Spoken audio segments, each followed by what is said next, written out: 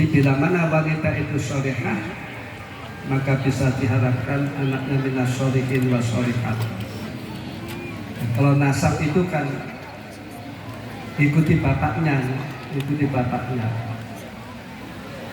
Kecuali anak zina saja, na'udzubillah min dzalik, ini tentu nasabnya itu kepada ibunya. Kalau nasab ikut bapaknya, namun kalau anak itu jadi soleh atas tidak, ini berhubungan dengan istri, dengan ibu.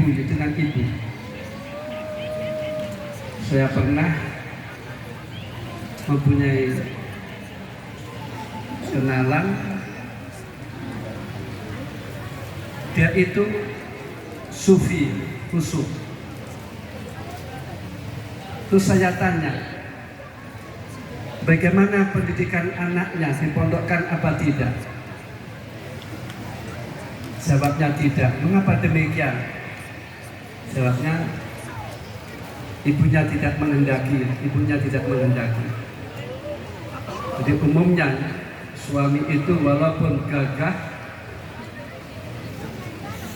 namun dalam mendidik anak itu umumnya itu yang menentukan ibu, yang menentukan istri. Misalkan suami itu memondokkan anak, terus istrinya itu berundel terus, maka anak akan sulit mondok. Apalagi doanya ibu mustajab. Apalagi kedekatan anak dengan ibu itu kan dekat sekali. Maka rahasianya, wa'alaikum bidatidin ini, kalau wanita itu sholihah, kalau istri itu sholihah, maka bisa diharapkan anaknya minas sholihin wa sholihat. Maka supaya kita takribul ahal kumal ahal, yaitu istri supaya kita rawat dengan baik. Tentu merawat dengan baik harus dengan ilmu agama. Hadir di pengajian misalkan saja. Orang hadir di majlis pengajian itu, dalam kitab Bukhari diterangkan ada malaikat yang mencari ahli zikir. Nanti makna ahli zikir, mana majlis zikir, majlis ilmi. Bahkan majlis ilmi itu lebih utama daripada majlis zikir. Sebab dengan ilmu orang ingat kepada Allah Subhanahu wa Ta'ala, dengan ilmu orang akan tahu halal dan haram. Dengan ilmu orang tahu baik dan buruknya. Coba majlis ilmi, orang hadir di majlis ilmi lebih utama daripada sholat sunnah 100 rakaat. Ada yang katakan 1000 rakaat. Sekarang siapa orang yang mampu sholat sunnah 100 rakaat? Ketika puasa saja sholat tarawih 23 itu dikebut tidak karuan yang ada di Jawa Timur. Namun kalau main HP sampai jam-jaman, ini ibadah kan perlu adab.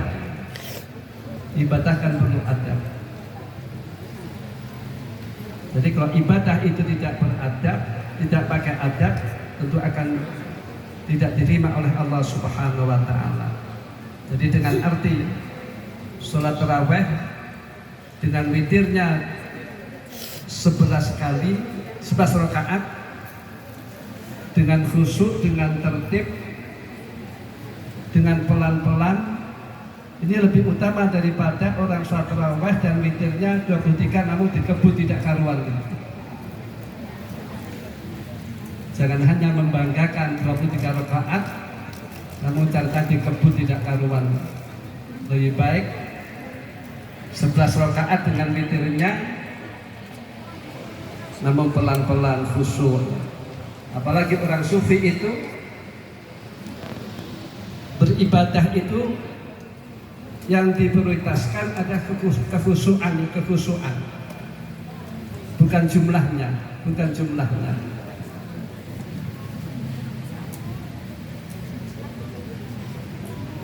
Yang mana majlis zikir itu ketika ditemukan oleh malaikat, maka malaikat memanggil atau mengundang malaikat-malaikat yang lain, sehingga majlis yang demikian majlis yang dihadiri oleh para malaikat, sehingga majlis yang demikian itu suasana teduh, sejuk, tidak gaduh, tidak ada copet, tidak ada tawuran. Nanti bandingkan dengan majlis yang lain. Sebab majlis yang demikian konsumsi hati. Konsumsi hati itu zikir, ilmu dan lain-lain. Namun kalau tontonan itu konsumsinya hawa nafsu. Padahal hawa nafsu itu arahnya akan mengajak keburukan-keburukan. Inna nafsa la'ammaratun bisu'. Hawa nafsu itu banyak perintahnya untuk melakukan keburukan-keburukan, bahkan menuju kemaksiatan. Hawa nafsu. Maka tujuan puasa ini adalah untuk melemahkan hawa nafsu, untuk melemahkan hawa nafsu. Hawa nafsu itu akan kuat bila mana makan dan minum tercukupi. Hawa nafsu akan kuat bila mana hawa nafsu dituruti. Itu hawa nafsu, karakternya demikian. Nafsu itu misalkan saja keinginannya dituruti, ini semakin kuat. Semakin menuntut yang lain, misalkan orang beli sesuatu nanti akan ingin beli dan seterusnya. Namun bila mana nafsu itu dikekang, maka akan redam. Coba ulama-ulama dahulu dalam mondok, ketika mondok ini maka hawa nafsu, merangi hawa nafsu. Seperti Al-Makhfur Ki Abdul Karim, ini merangi hawa nafsunya. Ceritanya ingin makan tempe, 2 tahun baru dituruti. 2 tahun baru dituruti. Beda dengan kita-kita ya. Kalau kita ingin sate langsung beli. Ya Abdul Karim diperangi. Nanti kalau indah tasawuf, teori makan itu ada teorinya. Ketika orang itu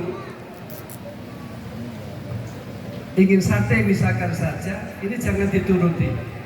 Namun kalau sudah tidak ingin makan sate, itu baru dituruti, supaya tidak menuruti hawa nafsunya. Sampai demikian ulama sufi mengaturnya. Kalau ingin sesuatu jangan dituruti, kalau sudah tidak ingin, ini baru dituruti. Coba ulama sufi saat menghindar dan hisab dunya halal wa hisab wa haramuha adab. Dunia itu halalnya dihisab, halalnya dihisab. Karena proses mencarinya benar apa tidak, terus untuk tujuan apa, ditasarrufkan apa, ini akan dimintai bertanggung jawab. Namun kalau haram, ini tidak hisab-hisaban lagi, langsung dimasukkan oleh Allah ke neraka. Na'udzubillah min dzalik, Allahumma ajirna minan nar. Karena sadik hisab. Namun orang sufi untuk menghindari hisab, ini caranya makan itu, bila mana ada tamu, maka tamu itu dihormati, diberikan makan yang enak-enak. Kala Rasulullah sallallahu alaihi wasallam, "Man kana yu'minu billahi wal akhir falyukrim dhaifah." Barang siapa iman kepada Allah dan hari akhir, dan iman hari akhir itu, kalau orang iman hari akhir ini akan percaya dengan hari pembalasan. Kalau orang itu merasa dibalas oleh Allah, kullukum ra'in wa kullukum mas'ulun an ra'iyatihi, kalau orang itu merasa akan dimintai pertanggungjawab oleh Allah Subhanahu wa taala, maka dia akan hati-hati.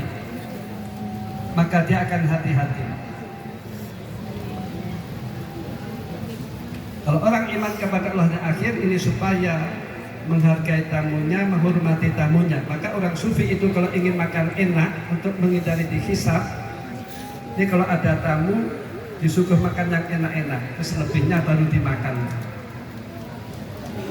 Begitu orang tasawuf makhurlah Kiai Marus Ali, ini beliau juga mengatakan kalau membangun rumah juga demikian, untuk diniati menghormati tamu supaya tidak dihisab oleh Allah Subhanahu wa taala. Sampai hal-hal yang kecil yang seolah remeh ini oleh orang ilmu diperhatikan.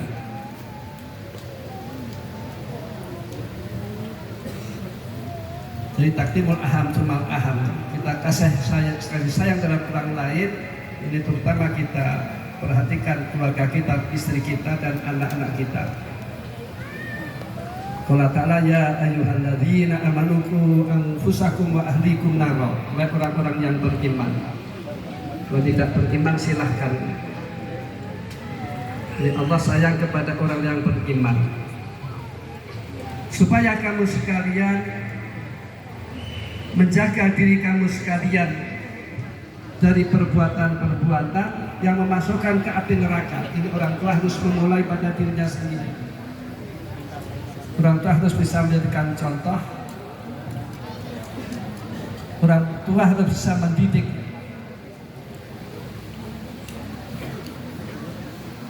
Setelah dirinya dijaga, maka keluarganya, anaknya, istrinya dijaga dari perbuatan-perbuatan yang memasukkan ke api neraka. Ini kalau tiap rumah tangga itu baik, maka kampung akan baik.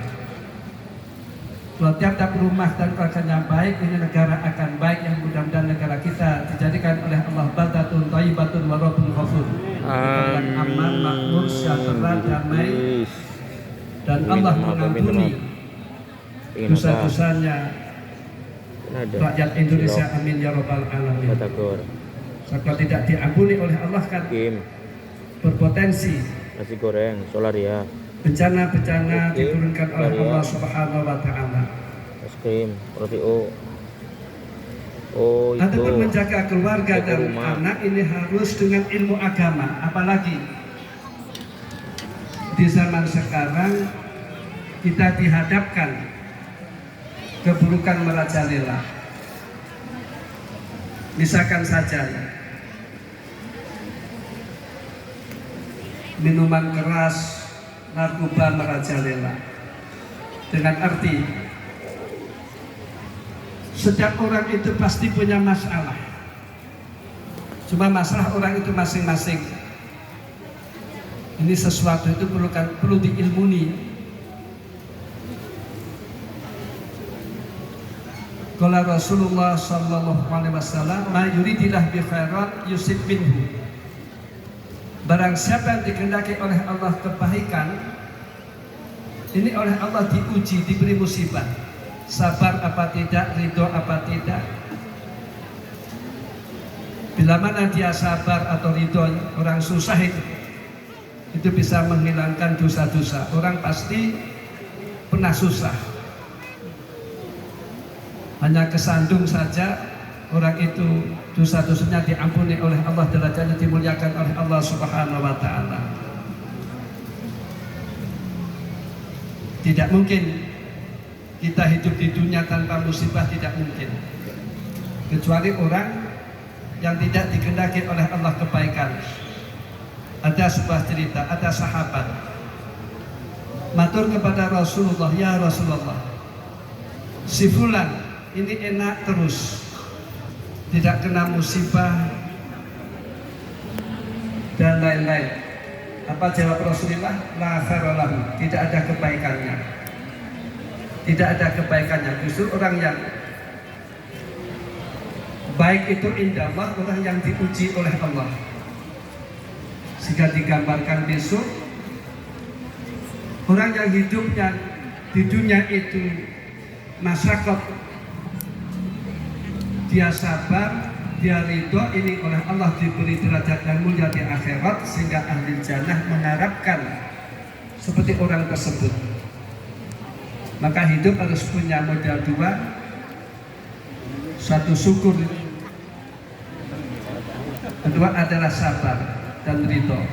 Syukur untuk menghadapi kita mendapatkan nikmat dari Allah, ada pun sabar dan ridho untuk menghadapi bila mana kita menerima takdir Allah yang diri kita tidak senang. Namun nanti kalau orang kelas tinggi, ini semuanya dihadapi dengan syukur. Dapat musibah tetap syukur. Ini orang kelas tinggi, sebab musibah itu bila mana diterima dengan ridho dan sabar, ini menjadi pahala. Seperti halnya yang dilakukan oleh Robiah Al-Adawiyah, ini wanita perempuan. Ketika dia berjalan, dia kesandung dan berdarah-darah. Ini sakit, namun dia senyum. Orang di sekitar kaget, mengapa demikian ya Robiah? Jawabnya itu, ini dari kekasih saya, itu Allah. Maka dia senyum. Ya logikanya seperti kalau seorang pemuda mencintai kekasihnya, ini bila mana dicubit itu kan cubitannya kan enak itu. Ini orang kelas tinggi demikian, minallah itu dianggap suatu kenikmatan.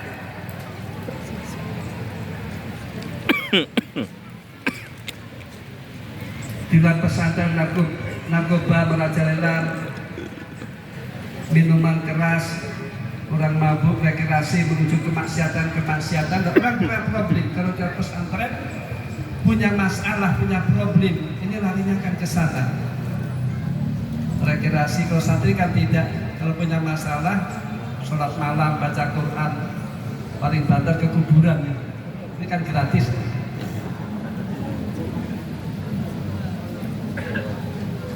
Terus istighfar. Kata orang tua saya, ibu saya, Nenek Zainab dari Al-Mahfurah Ki Abdul Karim, ini supaya kita kalau susah memperbanyak bacaan la haula wala quwwata illa billahil aliyyil. La haula wala quwwata illa billah. Atau la haula wala quwwata illa billahil aliyyil. Ada cerita Al-Mahfurah Ki Marzuki,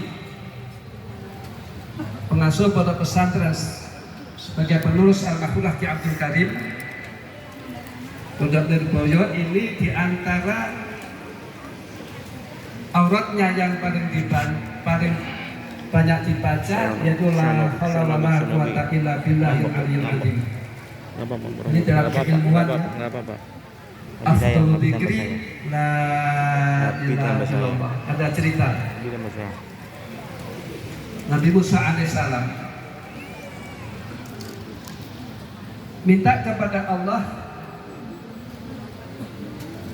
aurat wirid yang khusus, yang spesial.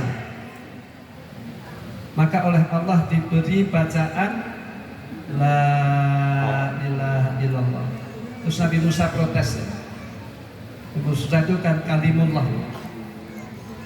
sering matur kepada Allah Subhanahu wa Ta'ala, sehingga titelnya kalimullah. Ya Rabb, ini kan bacaan yang biasa dibaca oleh para nabi, yaitu la ilaha illallah. Terus dijawab oleh Allah, ya Musa, seandainya langit dan bumi dan seisinya ini ditimbang dengan kalimah la ilaha illallah, ini masih berbobot kalimah la ilaha illallah. Nanti kalau orang kelas tinggi, orang baca la ilaha illallah, rizkinya dimudahkan oleh Allah Subhanahu wa Ta'ala. Bahkan untuk perang pun, supaya selamat, supaya terhindar dari bom musuh, ya, senjata musuh, itu banyak membaca la ilaha illallah. Yang dasar lagi, ya, Qala Rasulullah sallallahu alaihi wasallam, "Man kana fi akhir kalam la ilaha illallah dakhala jannah." Barang siapa ketika akan meninggal dunia bisa membaca la ilaha illallah, maka akan masuk surga. Ini janji Allah diriwayatkan Rasulullah sallallahu alaihi wasallam. Namun tidak mudah. Orang akan meninggal bisa membaca la ilaha illallah tidak mudah. Ini kan ada cerita dalam Ihya. Kalau orang itu tidak biasa membaca la ilaha illallah, ini bila mana akan meninggal ditalkin suruh membaca la ilaha illallah akan kesulitan. Namun cara nalkin nanti kalau orang itu akan meninggal dunia ditalkin la ilaha illallah, setelah itu diam. Namun kalau yang sakit itu ngomong selain zikir, ini ditalkin lagi. Namun nalkinnya jangan dioyok, pelan-pelan. Kalau sudah membaca, ya sudah. Jangan diajak ngobrol. Nah, kalau orang itu biasa membaca la ilaha illallah, memungkinkan ketika akan meninggal dunia ditalkin bisa membaca la ilaha illallah. Namun kalau tidak biasa membaca itu, kalau orang misalkan saja tiap harinya sekak, ketika ditalkin la ilaha illallah jawabnya sekak setel. Coba dasarnya kalimat la ilaha illallah. Afdal dzikri la ilaha illallah summa la haula wala quwwata illa billah al-mahfuzlah yang masuki dakhlan. Jadi aurat yang belum baca di antara la haula wala quwwata illa billah. Ditanya, "Yai, mengapa demikian?" Panjang ngatakan maos la haula wala quwwata illa billah. Ini faedahnya banyak untuk menghilangkan kesusahan. Dan nanti orang yang banyak baca la haula wala quwwata illa billah oleh Allah diberi pahala yang banyak, tanaman-tanaman di surga. Setiap amallah ke Marzuki, saya titipi santri banyak. Pada waktu itu santri lembaga sekitar 3.000. Waktu sudah banyak, cukup banyak. Almarhumlah ke Marzuki, saya titipi oleh wali murid, santri banyak, saya tidak mempunyai kekuatan apa-apa, maka saya membaca la haula wala quwwata illa billah. Tidak punya kemampuan untuk berbuat baik, tidak punya kekuatan, tidak punya khilah atau upaya menghindar dari keburukan atau maksiat, kecuali semata-mata yaitu pertolongan dari Allah Subhanahu wa Ta'ala. Dalam Fakih Marzuki itu awalnya memperbanyak la haula wala quwwata illa billah, sebab dititipi santri oleh wali murid. Selamat datang di Masjid.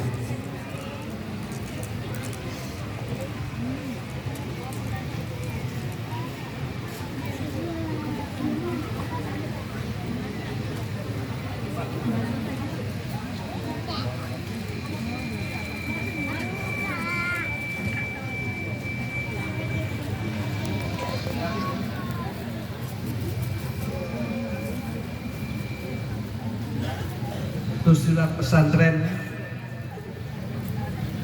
pergaulan bebas merajalela. Surat pesantren anak menyusahkan orang tua biasa. Coba orang yang berani kepada orang tua, orang yang berani kepada kita kan tidak jauh-jauh, itu anak itu, anak. Tetangga kita tidak mungkin berani kepada kita. Namun kalau anak ini berpotensi berani kepada orang tua. Coba misalkan ibu-ibu saya tanya, anak minta diberikan HP, lantas tidak diberikan, marah apa tidak Bu? Merengut apa tidak? Merengut. Coba bapak-bapak, anak minta diberikan motor, terus tidak diberikan, kira-kira merengut atau marah? Merengut. Jadi yang berpotensi berani kepada orang tua ini adalah anak-anak kita sendiri. Tetangga tidak berani kepada kita, Merengut. kita akan berani kepada kita. Merengut. Nanti dipanjangkan lagi yang berani kepada suami dan istrinya. Yang berani kepada kiai ya bunyainya itu ya. Dia kayak begitu ya. Kayak Nawawi itu.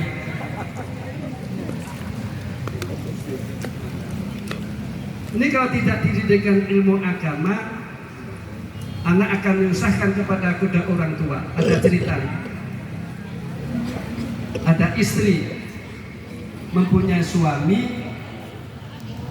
ini tidak menghargai kepada istrinya. Lantas ada yang mensarankan kalau kamu ingin suaminya baik, maka supaya suami tersebut disuruh hadir di majelis pengajian-pengajian. Seorang baik dan buruk itu berhubungan dengan ilmu agama.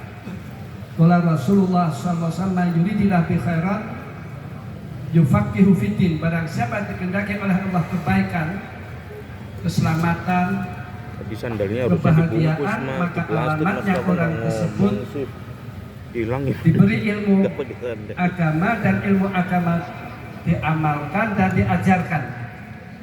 Sehingga Nabi Isa AS mengatakan man alima wa amila wa alam man alima wa amila wa alama yun'a fi malakutis samawati azima.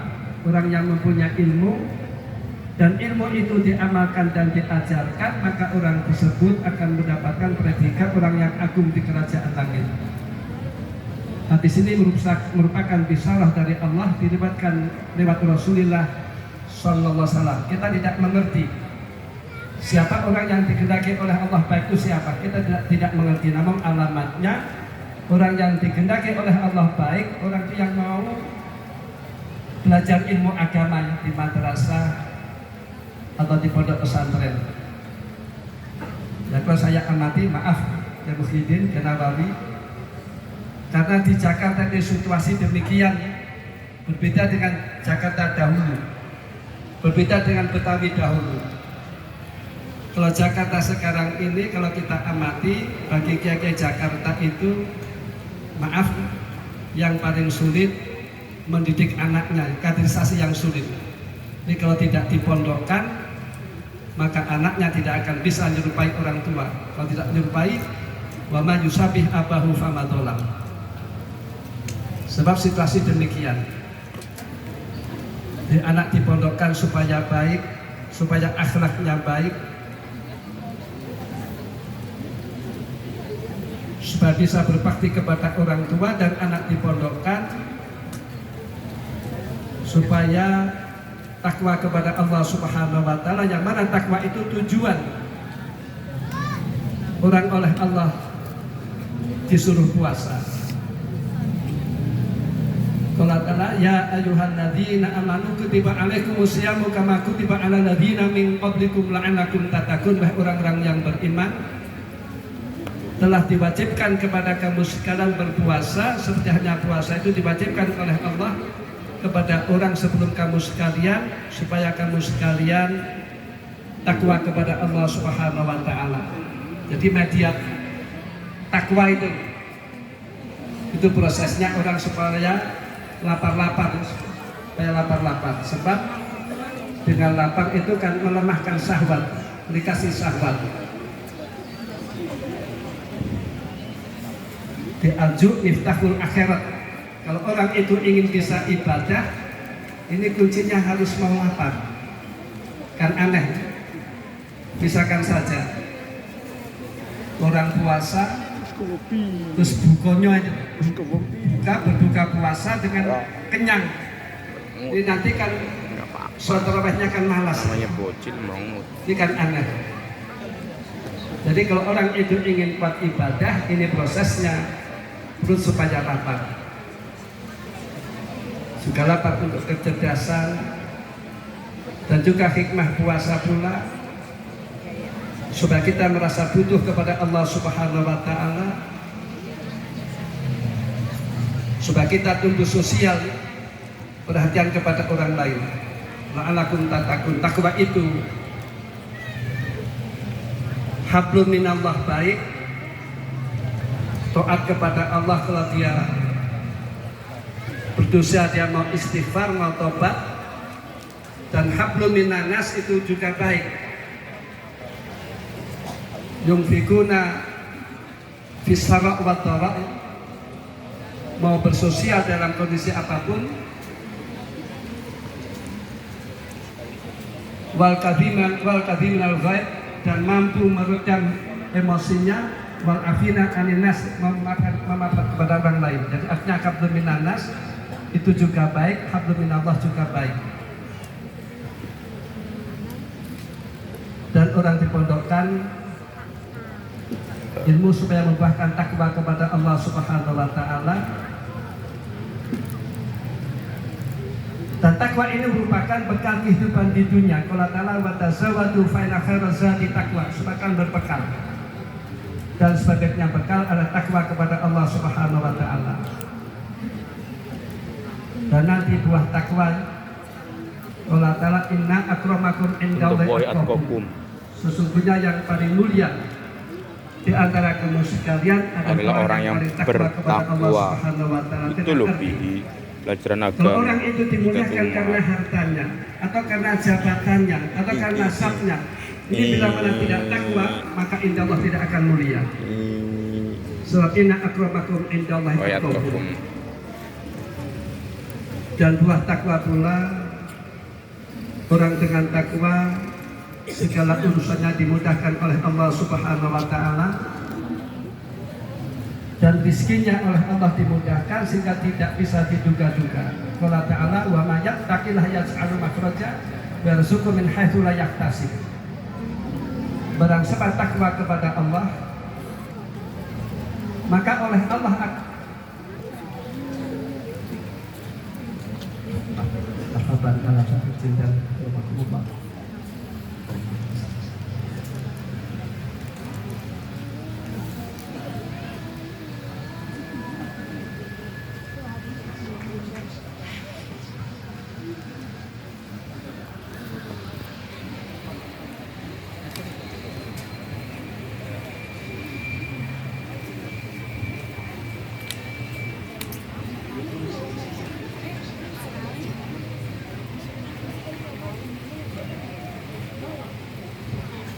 Jadi orang takwa itu segala urusannya dimudahkan oleh Allah Subhanahu wa Ta'ala. Misalkan saja sekarang orang diproblemkan, dipermasalahkan, kadang mencari jodoh sulit. Namun kalau santri, baik laki-laki atau perempuan, ini jodoh kan dimudahkan oleh Allah Subhanahu wa Ta'ala. Ini santri. Santri dalam mencari jodoh tidak perlu cari kesana kemari, cukup ngaji saja. Maka kalau sudah waktunya jodoh, jodohnya dimudahkan oleh Allah Subhanahu wa Ta'ala. Dan orang yang takwa, segala urusannya dimudahkan oleh Allah Subhanahu wa Ta'ala. Rizkinya dimudahkan oleh Allah Subhanahu wa Ta'ala sehingga tidak bisa diduga-duga. Ini santri, namun santri itu awalnya masyarakat dahulu. Allah mengatakan fa innamal usri yusra, innamal usri yusra. Kalau kita ingin mendapatkan kemudahan-kemudahan, maka kita harus mau masyarakat dahulu, mau susah payah dahulu. Ini sampai oleh Allah diulang-ulang, ditakkid. Jadi orang sukses itu awalnya masyarakat dahulu, kangelan dahulu.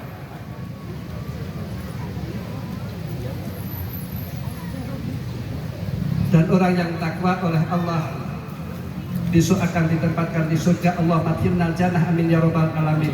Mu'iddat lil muttaqin. Surga itu diperuntukkan oleh Allah bagi orang-orang yang takwa. Jangan begitu dong Mas, di sini Jadi berarti kesimpulannya Pengen Qad apa? jama Allah khairati dunya wal akhirah bittaqwa. Apa bi Kunci orang itu untuk mendapatkan kebaikan-kebaikan di dunia bentar dan lagi di kelar, akhirat. bentar lagi kelar. Ini kuncinya Ntar adalah salaman takwa kepada sama Allah Subhanahu wa taala. Dan puasa itu arahnya ke sana. Puasa arahnya ke sana. Itulah kami sampaikan. Saya akan mengijazahkan Hifzul Jausan.